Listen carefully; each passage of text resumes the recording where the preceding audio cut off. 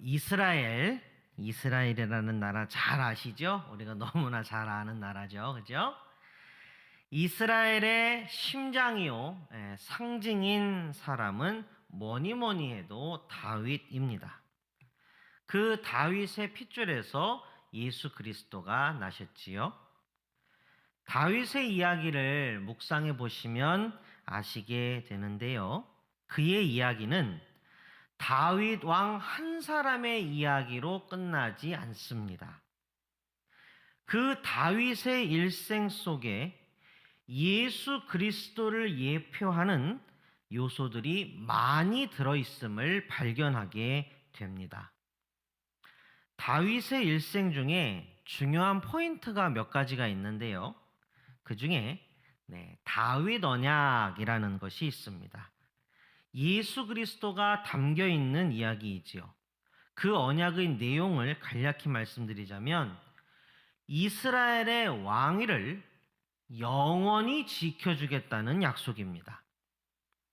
다윗이 지금 올라있는 그 이스라엘의 왕위를 영원히 지켜주겠다. 이스라엘의 왕위를 영원히 지킬 왕, 영원한 왕, 누구일까요? 바로 예수 그리스도를 말하는 것입니다. 마태복음에 기록된 예수 그리스도의 족보는 태초부터 예수 그리스도까지의 시간을 셋으로 구분합니다. 태초부터 다윗까지, 다윗부터 이스라엘의 멸망까지, 이스라엘의 멸망부터 예수 그리스도의 탄생까지.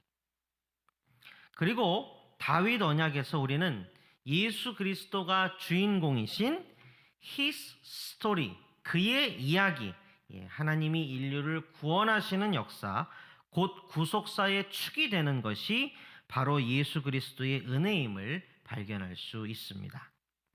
이처럼 다윗 언약이 그 여러 이야기들 중에서 유독 예수 그리스도가 중심이 되시는 역사의 이정표일지인데, 마찬가지로 그 언약을 받았던 다윗의 여러 다른 이야기 속에도 하나님은 예수 그리스도를 곳곳에 담아두셨습니다. 요컨대 다윗 언약에 가장 크게 담겨 있지만 다윗을 둘러싼 여러 다른 이야기에도 다 예수 그리스도가 담겨 있다는 것입니다. 다윗의 이야기를 묵상하며 그 안에서 우리는 예수 그리스도를 발견할 때마다 깊은 감동을 받게 됩니다. 오늘 하나님이 우리에게 주신 말씀, 사울 왕의 손자요 요나단 왕자의 아들인 무비보셋의 이야기도 그 중에 하나입니다. 이 말씀을 통해서 예수 그리스도의 은혜가 우리에게 충만하게 임하기를 소원합니다. 다윗 언약을 받은 후에 이제 다윗이 성경의 기록대로 가는 데마다 이깁니다. 하나님이 이기게 해주십니다. 다윗이 너무너무 잘 나갑니다. 그러던 어느 날 다윗이 사울 왕의 시종장이었던 시바를 부릅니다. 본문 3절입니다. 이걸 개역 개정 말고 새번역으로 이렇게 되어 있습니다. 왕이 물었다. 사울의 집안에 남은 사람이 없느냐? 있으면 내가 하나님의 은총을 그에게 베풀어주고 싶다. 그러자 시바가 왕에게 대답하였다. 요나단의 아들이 하나 남아 있습니다. 2다리를 접니다. 이렇게 기록하고 있습니다. 하나 있다고 합니다. 그런데 시바의 대답이 조금 이상하지 않습니까? 아, 있습니다. 아무개입니다. 이러면 되는데 요나단의 아들입니다. 라고 대답하고 2다리를 접니다. 라고 대답을 덧붙이는 겁니다. 그러니까 조금은 삐딱한 이 대답은 괜히 한 말이 아닐 겁니다. 상식적으로 생각해 보면 알 수 있습니다. 고대 근동에서 한 왕국에서 왕조가 몰락하면 그 왕조의 자녀 후손들은 어떻게 될까요? 고대 근동에서 왕국이 있었는데 그 왕국의 왕조가 몰락하고 다른 왕조가 들어왔습니다. 그러면 그 전에 있던 왕조의 후손들이 어떻게 되겠습니까? 우리나라 드라마에도 그 사극이라는 거 있죠. 대하 드라마. 거기에 보면 항상 안 좋은 일들이 생깁니다. 한 왕조의 몰락은 을의 잔혹한 학살로 이어집니다. 새롭게 등장한 왕조가 옛 왕조의 후손들을 그냥 둘 리가 없습니다. 미리 반역의 싹을 잘라야 하기 때문입니다. 역사에서 수도 없이 반복된 일입니다. 그러니까 어떻게 보면 역사 가운데 상식이라고 할 수 있지요. 시종장 시바의 대답은 다윗이 정치적으로 상식적인 행보를 취할 것이라고 미리 생각하여 선수를 친 답변입니다. 일종의 아부입니다. 아부. 당신의 정적이 될 수도 있는 요나단의 아들이 하나 있습니다. 사울 왕의 직계이기 때문에 후안의 싹이 될 수 있는 사람입니다. 그런데요, 좀 별 볼 일 없는 녀석이어서 그다지 염려하지 않으셔도 될 것 같고 제거하시는데 별로 어렵지 않을 겁니다. 이런 말입니다. 왜냐? 두 다리를 모두 저는 장애인이기 때문입니다. 시바가 자기 딴에는 새로 왕이 된 다윗에게 점수를 좀 따려고 선수를 친 대답이었습니다. 그러니까 이 시바라고 하는 사람의 시선이, 그의 관점이 어떤지 우리는 짐작할 수 있지요. 자, 다윗이 또 묻습니다. 4절에 기록합니다. 세 번역으로 읽어드립니다. 왕이 그에게 물었다. 그는 지금 어디에 있느냐? 시바가 왕에게 대답하였다. 그는 지금 로드발에 있는 암미엘의 아들 마길의 집에서 삽니다. 위협이 될 만한 핏줄이긴 하지만 장애인의 별 볼 일 없는 사람이니까 그다지 신경 안 쓰셔도 될 것 같습니다. 라는 시바의 삐딱한 대답을 듣고 다윗은 바로 물어 들어옵니다. 그래? 생존자가 있다고? 어디에 있느냐? 암미엘의 아들 마길이라는 사람의 집에 얹혀 삽니다. 시바의 대답이었지요.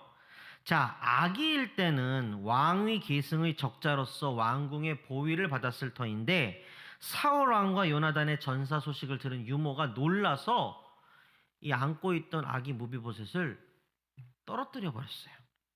그때 두 다리가 모두 상하게 되었고 무비보셋은 결국 두 다리를 다 저는 절름발이가 되었습니다.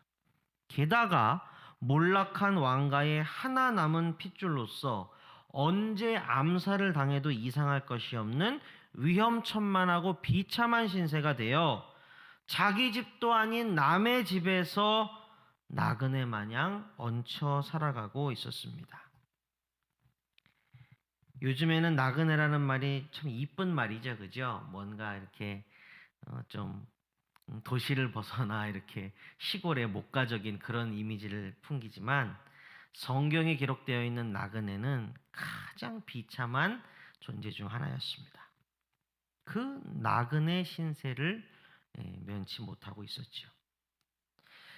전에 제가 다른 설교의 자리에서 말씀드렸던 적이 있는데 성경에서 그 인물의 이름이나 지명은 많은 것을 압축하여 설명해주는 역할을 합니다. 무비보셋이 얹혀 살던 암미엘의 아들 마길, 이 사람의 집이 위치한 곳의 지명이 로드발이었습니다. 로드발. 이 로드발의 뜻은 메마르고 황폐한 땅, 곧 황무지를 말합니다. 그러니까 무비보셋의 신세랑 꼭 같은 곳이었습니다. 황무지이지요. 자, 다윗이 이제 바로 움직입니다. 사람을 보내어서 무비보셋을 데려왔습니다. 무비보셋이 다윗 앞에 도착했습니다. 엎드려 절하였습니다. 자, 다윗의 첫 마디가 무엇이었습니까? 6절의 기록대로 이것을 세 번역으로 보면 이렇게 됩니다. 그냥 바로 물어온 겁니다. 아, 네가 바로 무비보셋이냐? 네가 무비보셋이냐? 이렇게 물었습니다. 다윗이 무비보셋의 이름을 불러주었습니다. 고대 근동의 세계관에서 이름이라고 하는 것 또한 매우 큰 의미를 가지고 있습니다. 우리는 지금 어떤 장면을 보고 있습니까?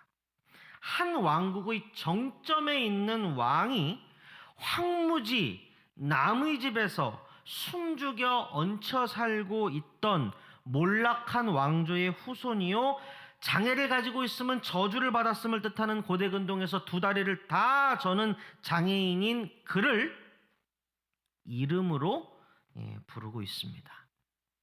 그러니까 극과 극입니다. 같은 곳에 있을 수 없는 극과 극의 두 존재가 한 장소에서 한때에 이름을 부르며 맞이하고 있습니다. 네가 무비보셋이냐? 다윗의 물음에 무비보셋이 이제 대답합니다. 네, 임금님의 종 무비보셋입니다. 다윗이 무비보셋에게 말합니다. 7절이 기록하는데 이는 진지하고 분명한 선언의 어조입니다. 세 번역으로는 이렇게 됩니다. 다윗이 그에게 말하였다. 겁낼 것 없다. 내가 너의 아버지 요나단을 생각해서 네게 은총을 베풀어 주고 싶다.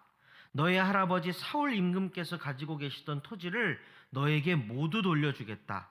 그리고 너는 언제나 나의 식탁에서 함께 먹도록 하여라.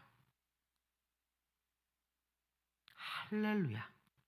정말 할렐루야입니다. 사랑하는 성도 여러분, 잘 보십시오.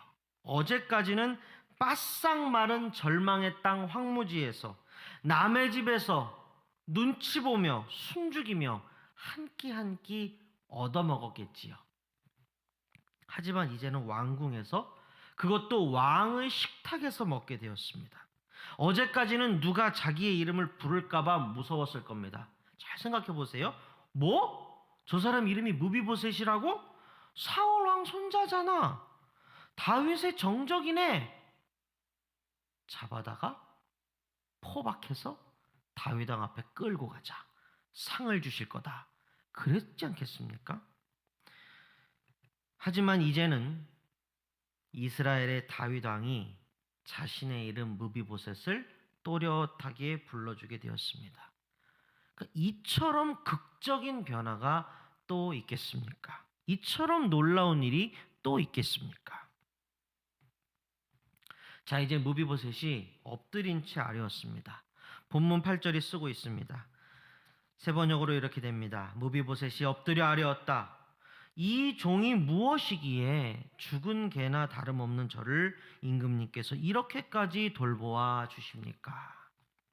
자, 고대 근동 이스라엘의 정서상 개는 가장 비천한 짐승입니다. 하물며 죽은 개는 오죽하겠습니까? 그런데 이게 무비보셋의 대답이었습니다. 저는 죽은 개와 같은 사람입니다.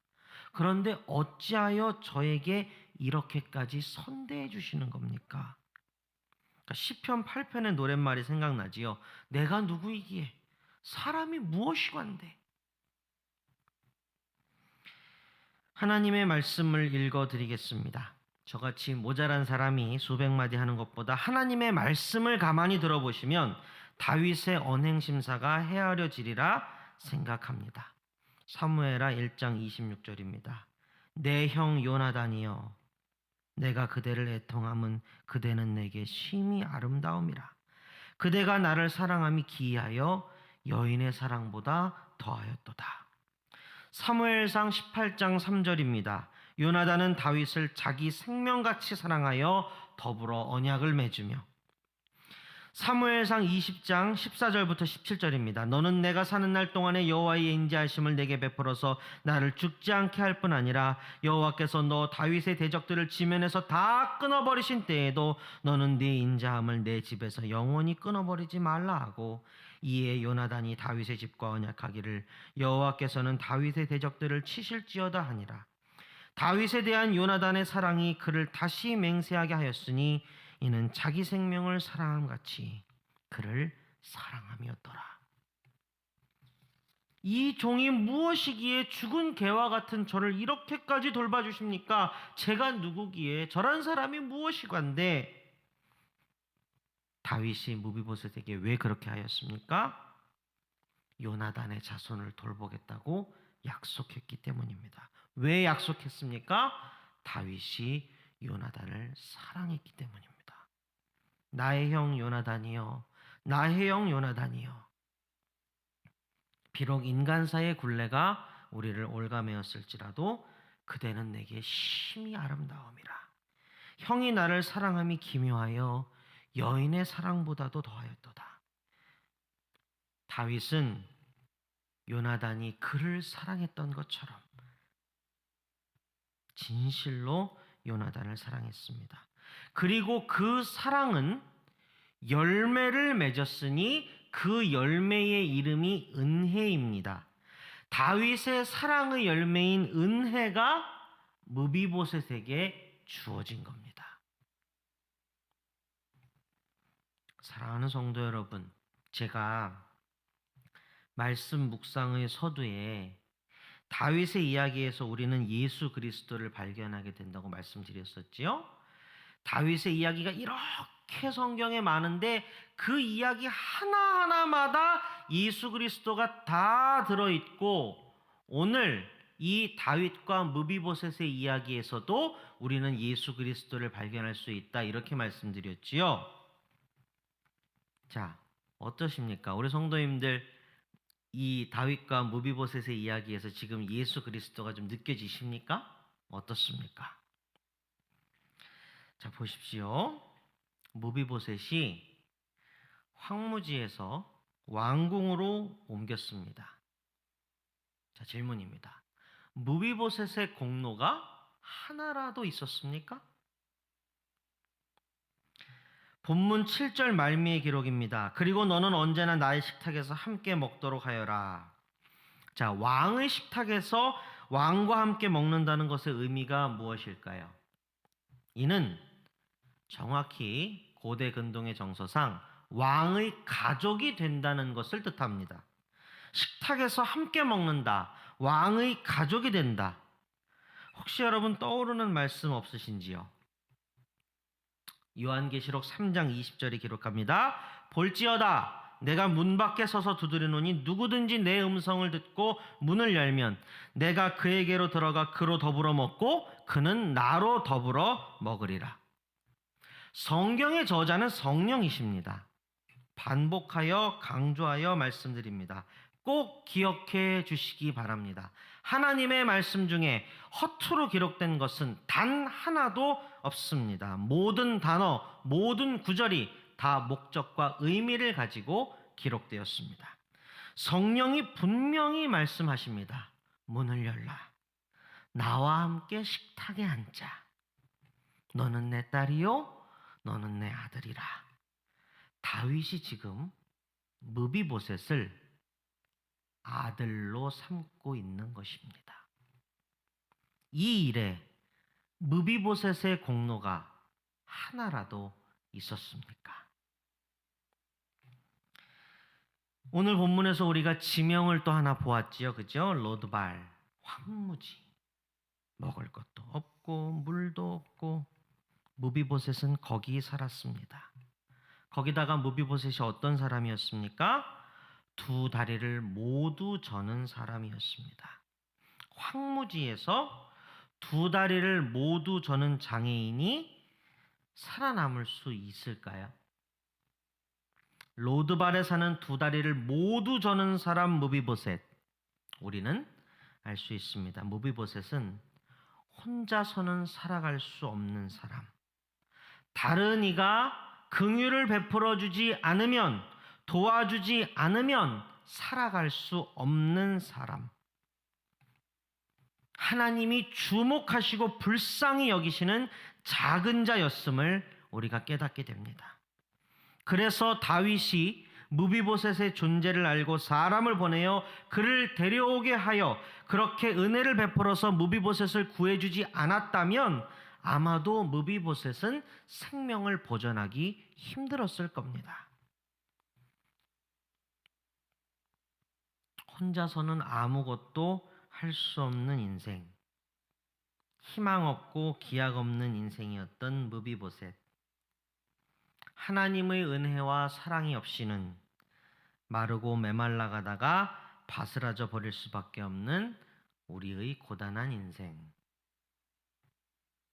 사랑에서 출발한 언약, 언약의 열매 은혜, 은혜를 입어 한순간에 죽음의 공포 속에서 살던 자가 왕의 식탁에 앉아 보위받는 왕의 자녀로 바뀌는 기적. 이 모든 것이 오늘 본문 다윗과 무비보셋의 이야기에 담겨 있으며, 이는 예수 그리스도가 우리를 구원하시는 구속사의 또 다른 예표가 됩니다. 자, 지금 제가 우리 성도님들 이렇게 표정을 보고 있는데, 조금은 이제 감이 오시는 것 같습니다. 자, 근데요, 제가 좀 더 분명하게 해드릴게요. 저의 얄팍한 지식과 모자란 언변이 아니라 태산과 같이 거대하고 굳건한 하나님의 말씀으로 제가 증거를 대드리겠습니다. 이 이야기에 예수 그리스도가 담겨 있다는 증거를 하나님의 말씀으로 대드리겠습니다. 자, 힌트는 제가 앞에 말씀드렸던 그건데요. 성경에서 인물의 이름이나 지명이 다 의미가 있고 많은 것을 말해준다고 말씀드렸지요. 자, 여러분, 다윗으로부터 은혜를 입어 황무지에서 왕궁으로, 두려움과 죽음에서 존귀함과 생명으로 한순간에 옮겨진 무비보셋. 그 무비보셋이라는 이름의 뜻이 무엇일까요? 무비보셋이라는 이름의 뜻.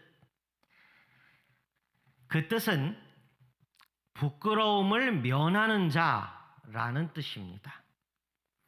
그리고 여기서 부끄러움이란 고대 근동 세계관에서 한 개인이 겪을 수 있는 모든 환난과 핍박, 멸시와 천대, 공포와 죽음 등 부정적인 것들의 통칭입니다. 무비보셋, 부끄러움을 면하는 자.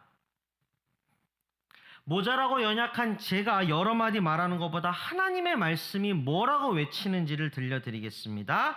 잘 들어보십시오. 이게 증거입니다. 단어 하나하나에 집중해서 들어보시기 바랍니다. 로마서 10장 11절입니다. 성경에 이르되 누구든지 그를 믿는 자는 부끄러움을 당하지 아니하리라 하니. 로마서 9장 33절입니다. 기록된 바 보라, 내가 걸림돌과 거치는 바위를 시온에 두노니 그를 믿는 자는 부끄러움을 당하지 아니하리라 함과 같으니라. 베드로전서 2장 6절입니다. 성경에 기록되었으되 보라, 내가 택한 보배로운 모퉁이돌을 시온에 두노니 그를 믿는 자는 부끄러움을 당하지 아니하리라 하였으니. 아멘. 다윗과 무비보셋의 이야기 다 들으신 후에 오직 예수만 보이시기 바랍니다. 말씀을 맺겠습니다.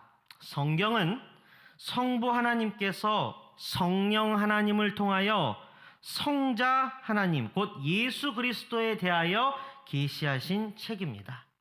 계시의 목적과 이유는 분명합니다. 명백합니다. 깨닫고 죽음에서 살 길로 돌이키게 하기 위함입니다. 구약의 방대한 이야기 속에 예수 그리스도가 계십니다.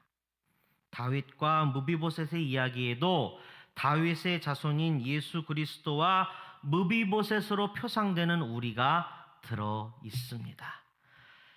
수천 년 전 저기 먼 땅의 이야기가 아니라 지금 여기 우리의 이야기입니다.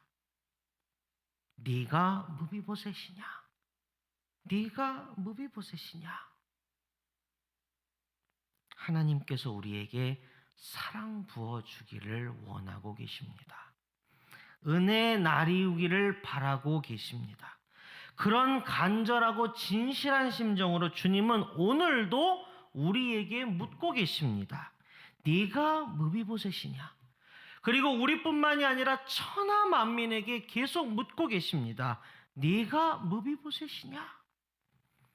주님의 음성을 듣고 마음의 문을 열고 주님과 더불어 먹고 마시며 주님의 자녀가 되기를 소원합니다.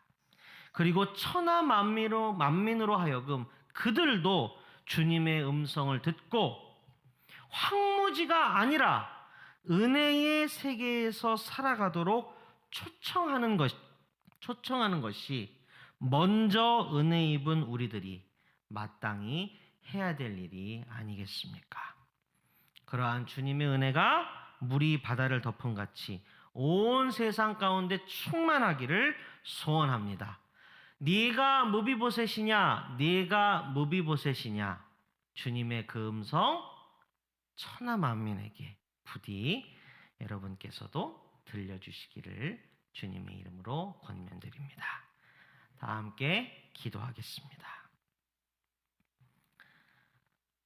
사랑 많으신 우리 하나님, 은혜 베푸시는 우리 주님, 우리를 도우시고 소생시키시는 성령님, 진실로 감사합니다. 그 사랑 덕에, 그 은혜 덕에, 그 도우심 덕에 오늘도 우리가 살아갑니다. 주님, 말씀 안에서 우리 자신을 봅니다. 우리가 무비보셋입니다. 혼자서는 살아갈 수 없고 은혜 없이는 살아갈 수 없음을 깨닫고 고백합니다. 또한 은혜에 대한 감사를 모두어 사방천지의 천하 만민에게도 이 은혜의 물줄기를 거침없이 흘려보낼 수 있기를 소원합니다. 온 세상이 네가 무비보셋이냐? 라는 주님의 물음에 예 주님, 제가 무비보셋입니다. 제가 은혜를 사모합니다. 라고 고백하기를 소원합니다. 주님, 우리와 함께하여 주옵소서. 지금은 우리 주 예수 그리스도의 은혜와 하나님의 사랑과 성령의 감동 역사하심이 우리에게 주신 말씀을 붙들고 삶의 자리로 나아가 주님의 그 사역에 동참하기를 다짐하는 우리 복되고 귀한 센텀 장로교회의 모든 가족들 머리 위에, 그 가정과 직장과 사업 위에 이제로부터 영원까지 함께 하시기를 간절히 축원하옵나이다. 아멘.